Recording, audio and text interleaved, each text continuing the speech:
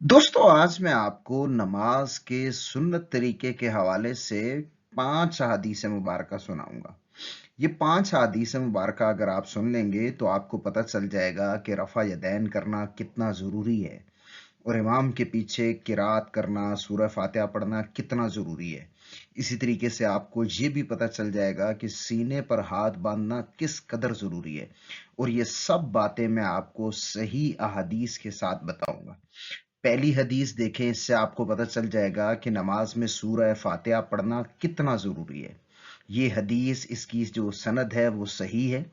हज़रत जाबिर रज़ी अल्लाह तआला अन्हु से मरवी है कि नबी करीम अलैहिस्सलातु वस्सलाम ने फरमाया कि जिसने नमाज की कोई रकत पढ़ी और उसमें सूरह फातिहा ना पढ़ी तो उसकी नमाज नहीं हुई। यहाँ से इसकी अहमियत का पता चलता है। अलबत्ता इसमें एक इस्तिस्ना है कि सिवाय इस सूरत में कि वो बंदा इमाम के पीछे हो, यानी इमाम के पीछे हो तो सही हदीस कह रही है कि फिर उसे फातिहा पढ़ने की जरूरत नहीं है।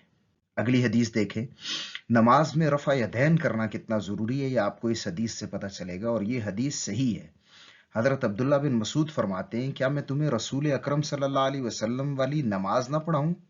फिर आपने नमाज पढ़ाई तो आपने सिर्फ एक ही मर्तबा रफ़ा यदैन किया। इससे पता चलता है कि रफ़ा यदैन कितना ज़रूरी है। अगली हदीस देखें, नमाज में अगर कोई शख्स सीने पर नहीं हाथ बांधे तो कितना नुकसान होता है।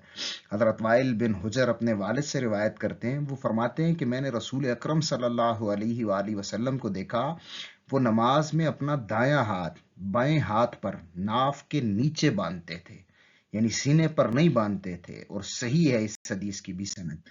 आगे देखें, हजरत अली रजी अल्लाह तआला अन्हु का फतवा है कि सुन्नत यह है कि नमाज में हाथ नाफ के नीचे बांधे जाएं।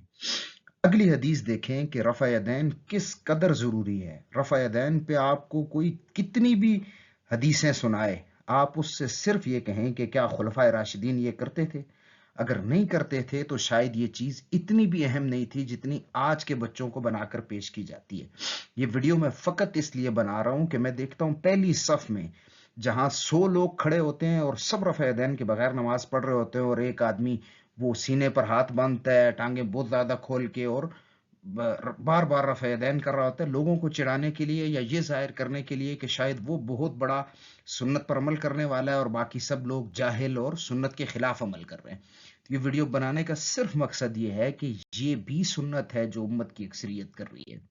आगे देखें, अब रसूल अकरम सल्लल्लाहु अलैहि वसल्लम नमाज में हाथ कहाँ तक उठाते थे। हज़रत मालिक बिन हुवैरिस से मरवी है, वो कहते हैं रसूल अकरम सल्लल्लाहु अलैहि वसल्लम जब नमाज के लिए तकबीर कहते तो अपने हाथ कानों की लो के बराबर तक बुलंद करते थे, और ये हदीस भी सही मुस्लिम में है।